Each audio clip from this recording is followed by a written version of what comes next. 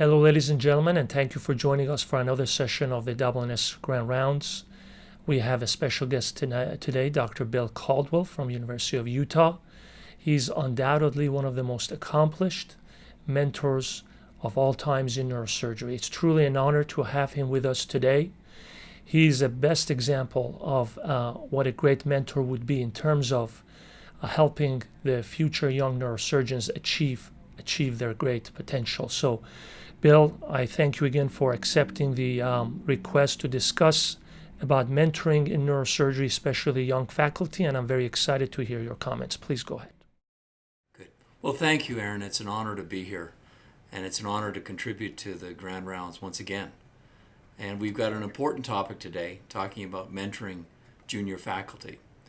And I'd like to just sort of let you know that this was given as a presentation to the young neurosurgeons at the WNS a year ago, but I think it has some important messages for all junior faculty. And I'd like to point out this one special person that I've been a great fan of over my career is Sir William Osler. And maybe it's because I was born in Canada and I went to McGill University where Osler started his career that developed my interest. But also one of my PhD mentors, Bill Findell, was the curator of the Osler Library and all the materials there. And so he really got me interested in Osler as a person and a leader. And so it's interesting, when you look at Osler's grave and his wishes before he died, he desired no other epitaph than the statement that I taught medical students on the wards, and I regard this as by far the most important and useful work I have been called upon to do. And this sort of was emblematic for Osler because he felt that his students were his force multipliers. And he started his career as a young pathologist at the Montreal General Hospital. And at that time would have mentoring sessions with medical students every Saturday morning. And they would publish an abstract out of the sessions every week. And he developed, they would do autopsies together, and he inspired the young students, and he was an electric young faculty. And here's a picture when he was a very young man during his time at McGill. And ironically, even though he went on to Hopkins and then ultimately ended his career at Oxford, he gave all of his materials and all of his library to McGill University. And if you go to the McIntyre Medical Building, which is this sort of cylindrical building on the hill, this promontory on the first floor is the Osler Library. And he left his desk and all his books, and even his ashes and his wife's ashes are sitting in the McGill Library. And it's remarkable, the library that he developed there. He was a real bibliophile, and he had works from all different types of literature. And of course, this is his desk that he wrote all his famous textbooks is included there as well. So it's a marvelous place to spend time, and you get a real insight into the person that he was. So let's talk about what some of the things that he did and some of the wild things that he did that related to neurosurgery, because I think it was a real inspiration to a lot of the young people in neurosurgery at the time. And Osler was really the late 1800s, early 1900s, and he died in 1919. But he did a lot of interesting studies, and we actually published a number of these things from his works, where he made a lot of seminal observations in neurology and neurosurgery that people didn't recognize at the time, but were really seminal observations. Like he wrote a pathological study on the brains of MS patients when we did not recognize the pathology of MS. And one of the interesting studies that he did, and he incorporated the medical students at McGill, was the studying on the brains of criminals. So there was a hypothesis put forward that the brains of criminals would be physically different than those of non-criminals. And so, and he had done a lot of work on autopsies in his time, and he didn't believe this. But Benedict in Vienna proposed that the brains of criminals were deformed, thus contributing to their aberrant behavior. And so he examined 35 normal brains from his material and found that the same abnormalities that were described by Benedict had been described in normal people as well. And so what he did is he sent a young medical student, Ogden, to one of the small towns in Quebec to procure the brains of an individual that had been hanged for his crimes. And he developed his case that normal people had the same aberrations that Benedict described in criminals, and then he got these brains of murderers and other criminals and found that they were absolutely normal in configuration. So what he did, it was amazing. He published these papers at the time, and he inspired the students by getting them involved in the research project, and even how fascinating and crazy this one was. And so, but he continued the same pattern of incorporating young people into his research projects. And he was really probably the best medical mentor in recent history. He became a great American physician of the late 19th and early 20th centuries. He was a pathologist, a clinician, a teacher, and a humanist. He made many seminal observations of neurological disease. In retrospect, that he wrote the first case of a CC fistula. He didn't know exactly what the pathogenesis of it was. But of his 1,400 publications, nearly 200 of them related to the nervous system by the time he died. He began his career at McGill and then continued in Philadelphia and Johns Hopkins and later in Oxford in England as well. But probably most importantly to our specialty, he was a mentor to Cushing and Penfield. Now, Cushing was 20 years younger than him and was an early, real big fan of Osler's. And he actually, this is a picture from the OR of one of Cushing's diagrams and sketches. And this is controversial, but you could state that the profile looks almost exactly like Osler. Other people disagree, thinking this is not Osler, but the remarkable similarity is there. But he was also a great mentor to Penfield, who was obviously the first director of the Montreal Neurological Institute and developed the money and raised the money for the Rockefeller Foundation to build the building in Montreal. And I had the opportunity to start my career there as a medical student and both as a PhD student as well. And this is a picture of Cushing at his desk. And this desk is still sitting in the Osler Library at McGill. And so I think he embodied the major mentoring philosophy that we'd all like to have. And I think that I've included a few quotes here that I think really differentiate great mentors. Tell me and I forget, teach me and I may remember, involve me and I learn. And I think this was what Osler did with the medical students, and what I think the great mentors in neurosurgery have done with their own trainees and their residents and fellows. The mediocre teacher tells, the good teacher explains, the superior teacher demonstrates, and the great teacher inspires. And I think that's very true. This is a good one. Leaders should influence others such in a way that builds people up, encourages them, and edifies them so they can duplicate this attitude in others. So I've seen many types of leaders in neurosurgery, but it's been my observation that the best leaders are the ones that inspire people around them and are not insecure and not threatened by good people. As Charlie Wilson used to say, he gets people and he recruits people that are smarter than him and then gets out of their way. And I think that's very true. Some leaders can cast a sort of a toxic shadow around themselves and not help the growth of other people around them. So I think the great leaders inspire others around them.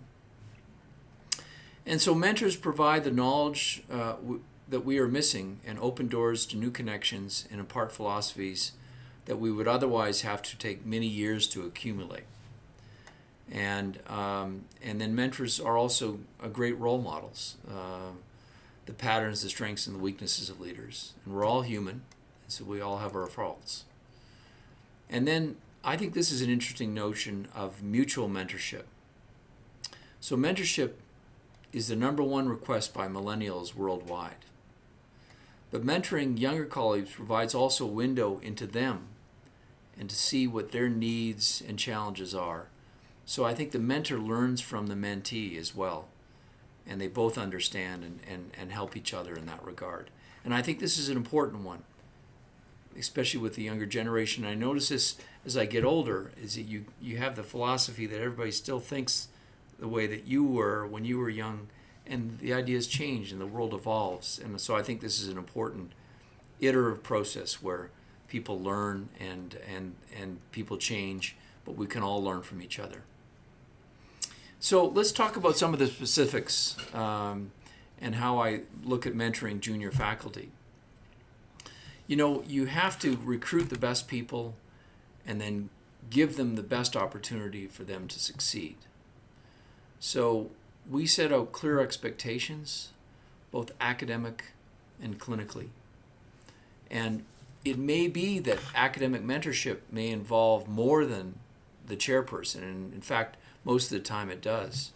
We've developed an interesting program here in Utah where we have a mentorship program that involves people in the department and people beyond the department that are allied to the interests of the younger faculty and that can help with their career. So for their science recruits, for their science part of their career, we try to have mentorship well beyond the department in all of the allied areas, in other departments, in engineering, in molecular biology, neurobiology, anatomy, whatever the leadership is determined that the individual needs to help define their expectations and then review them regularly.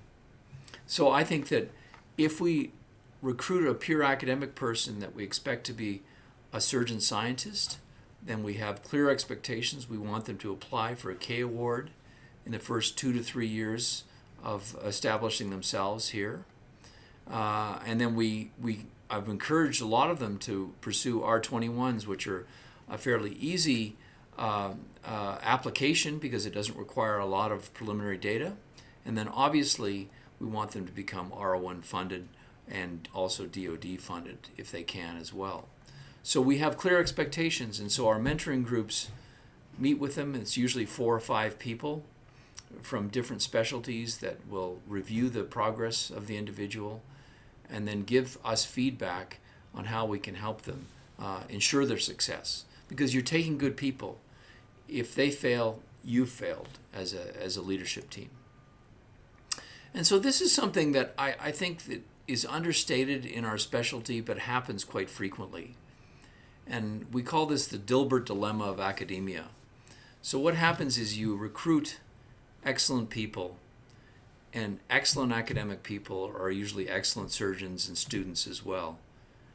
And it's always fun to do surgery, and we all enjoy operating and taking care of patients and the immediate gratification of how our patients do. And so it's easy to fill your time becoming busy clinically.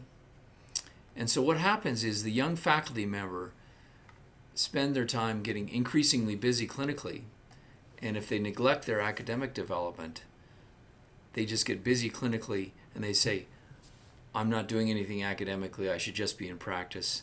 And it's somewhat a self-fulfilling prophecy, and it's very common. And so what happens is I think a lot of them drift off into private practice or a pure clinical practice in an academic environment without developing their full potential academically.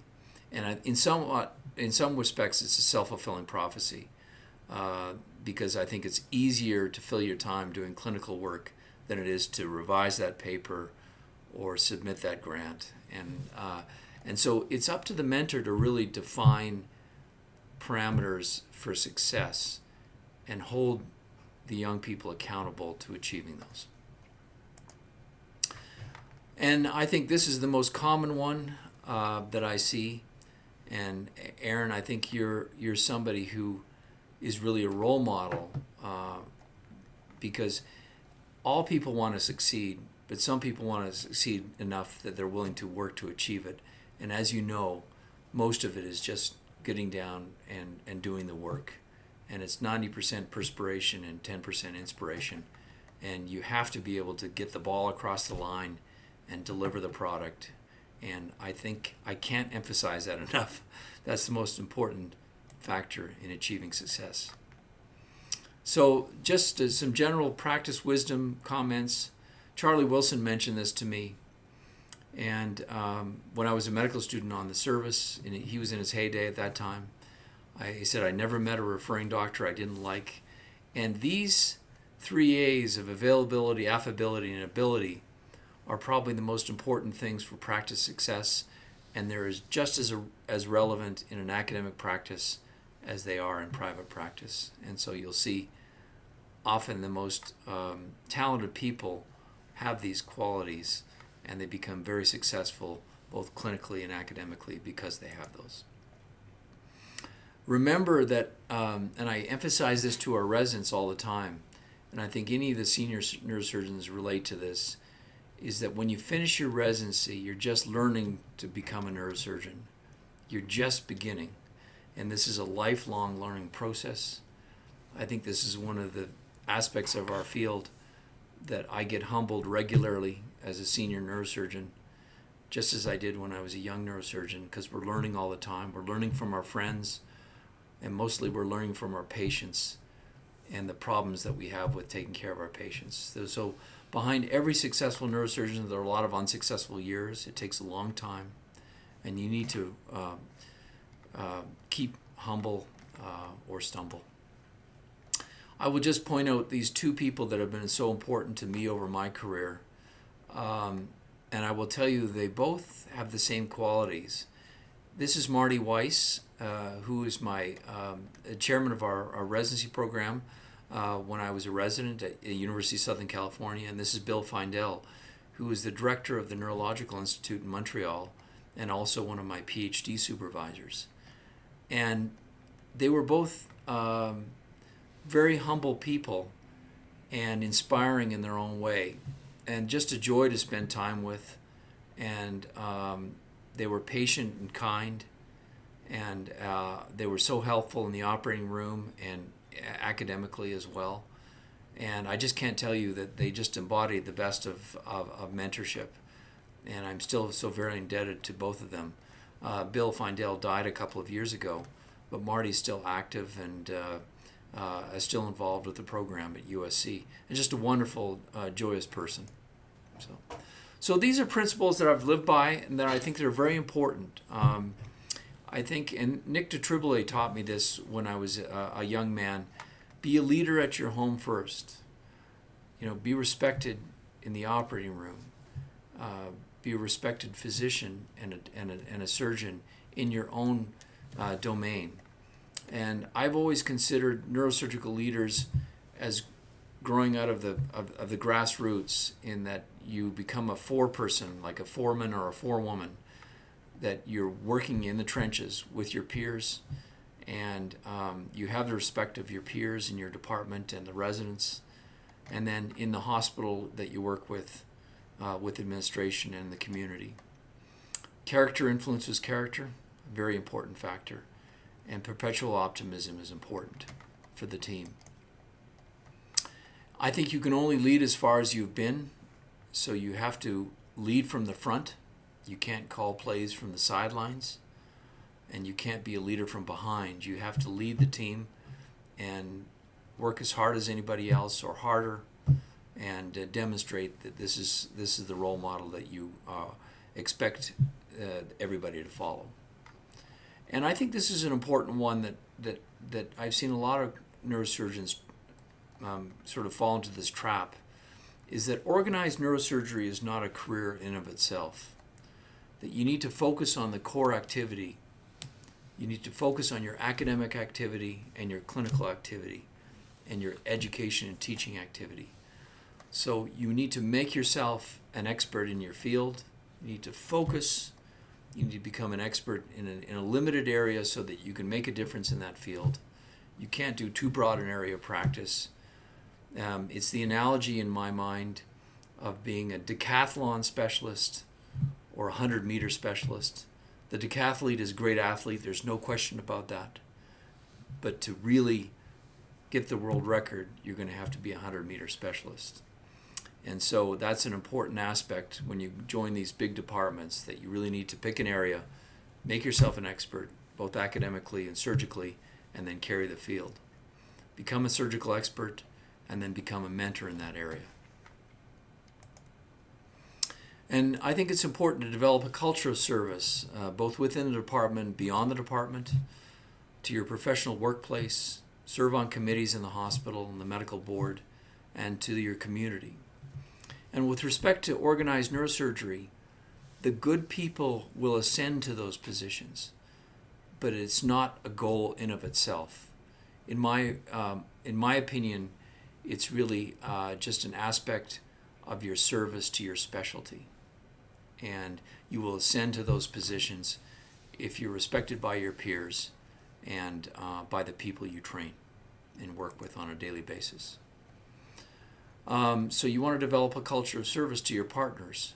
Be a team leader. Step in and help. Help your junior faculty. Help them with their career development. Help them, in their career advancement. Serve on the journals. This is the coin of the realm. It's where the truth comes in our specialty. How knowledge is advanced. Serve on peer-reviewed journals. Serve the American Board of Neurological Surgery. And in due time, serve in organized neurosurgery to the best of your capacity. If you do a good job, you'll get another job, and it'll build from there. And to medicine in general. I like to serve our medical students and our medical school. And be a mentor to everybody. Be a mentor to the students that come to visit you. We have high school students that come, college students, medical students, and of course residents and fellows. It all flows. I think we've got a unique capacity in our specialty, and we accept some of the most talented people in medicine to come into our specialty. And we have a very unique position, and really a special position that gives us a leg up on many other areas of specialty, in that we understand and we can live in this nexus between clinical practice and basic science. And as surgeons, we're seeing disease and pathology firsthand. And we bridge this gap, and we should take advantage of it. And we don't always do that.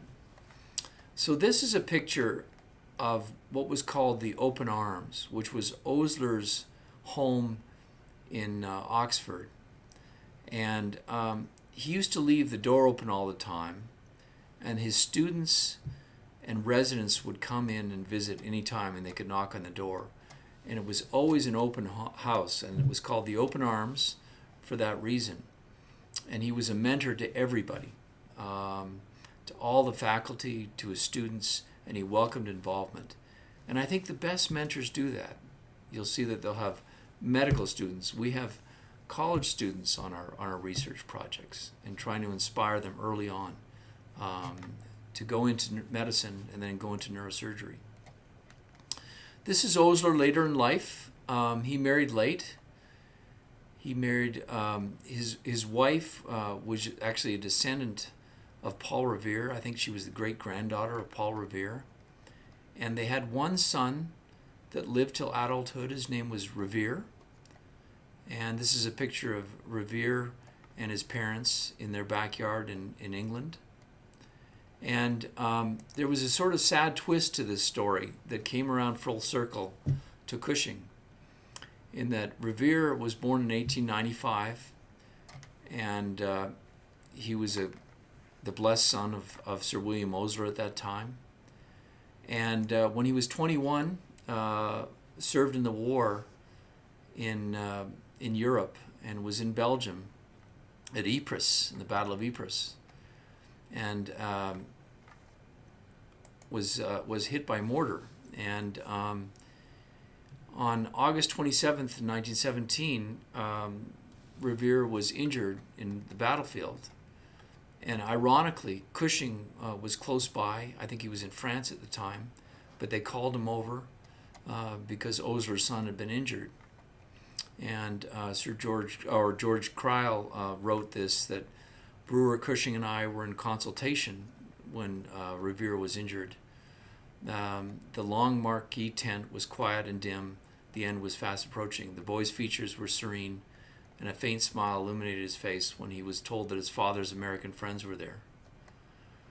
So Revere Osler had grown up and knew Cushing well when he was younger.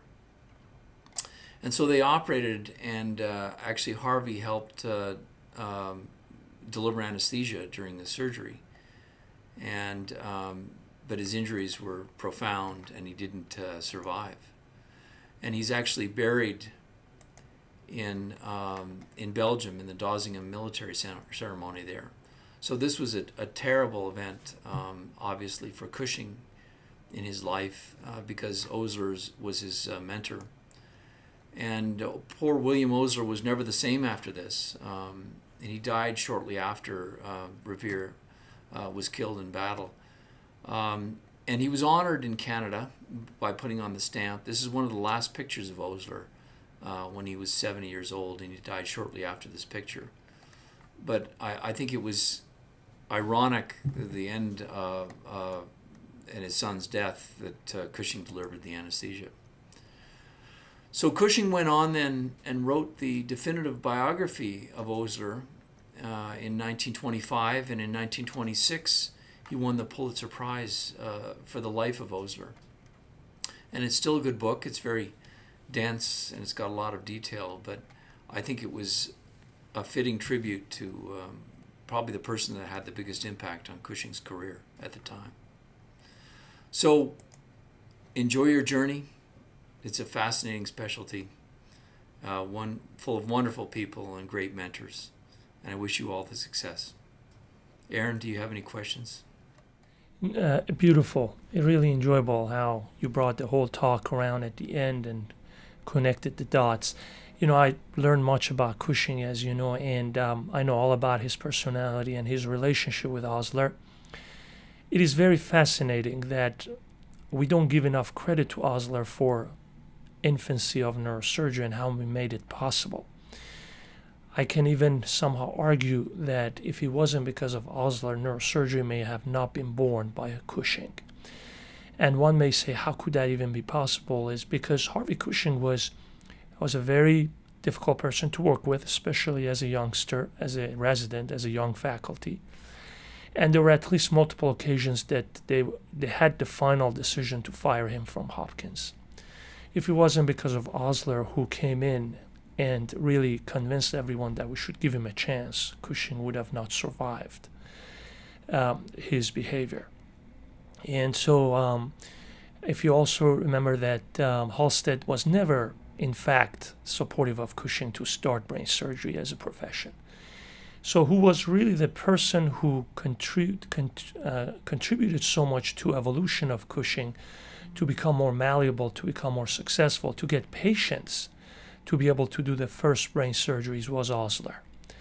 Because Osler truly believed that neurosurgery does have a future, unlike Halstead that felt brain surgery is a futile profession. Therefore, I can say that we owe a lot to Osler as neurosurgeons, besides being a mentor for Harvey Cushing, because Osler not only referred a lot of patients to Cushing, not only encouraged Cushing to be passionate about establishing this specialty of neurological surgery, and at the same time understood Cushing. And that is something that I've always believed is probably one of the most important features and factors in a mentor. The mentor has to understand the mentee. You almost have to spend some time with them socially. You have to get to know them really closely. You have to understand their strengths and weaknesses, and you have to respect them. I think mentorship starts beyond anything else with respect. There are many people who can be mentors, but they're not necessarily a good mentor for me or you, because we don't necessarily respect them. But the moment you start having a lot of respect for an individual, and you feel like You want to be like them. That is where the mentorship relationship with the mentee strengthens. And that issue of respect is so extremely important, especially among neurosurgeons, because we all have very high expectations. We want our egos to be fueled, and therefore we want to be associated with people we truly respect. And that's why it's so important that unfortunately chairmen in our departments are determined by a search committee that often has nothing to do with the department itself. And then a chairman comes, and that person necessarily didn't build the work to gain the respect of the faculty, but they expect the respect because now they're the chairman. And that's where the disconnect is. That's why I think the mentorship starts with gaining respect, building that respect, and it's all on the mentor to do that, not the mentee, unfortunately. So being a chairman or a mentor per se is an extremely difficult job. Most people take it for granted that I'm doing some NIH grants. I know some people. I have been able to work my way through the ranks in the national meeting, and now I'm ready to be a chairman.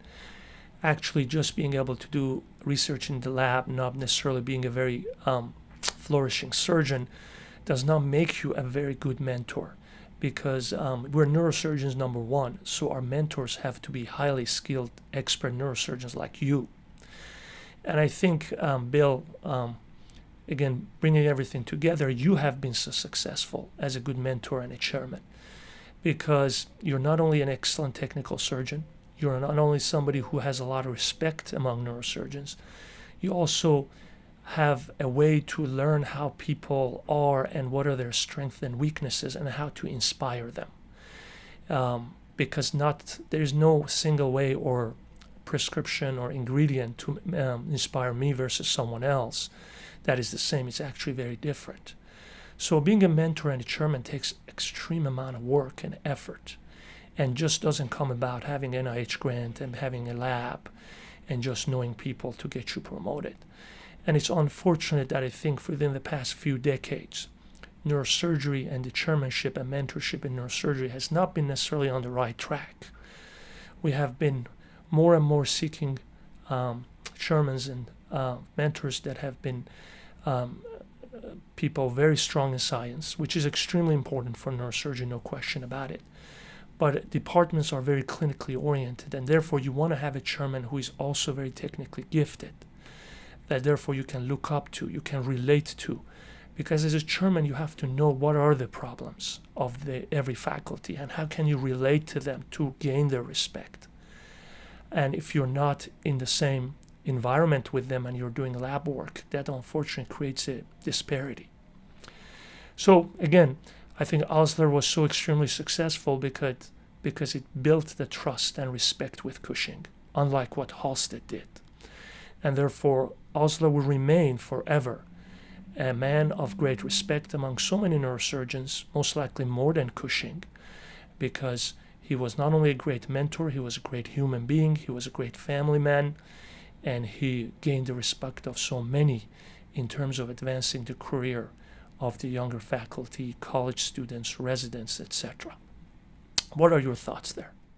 Yeah, I think it's interesting. You can see our specialty is very small, and you can see where there's been legacy of great mentorship in different places across the country, and nationally and internationally, of course, for that matter. But there's been a legacy of leadership in several places.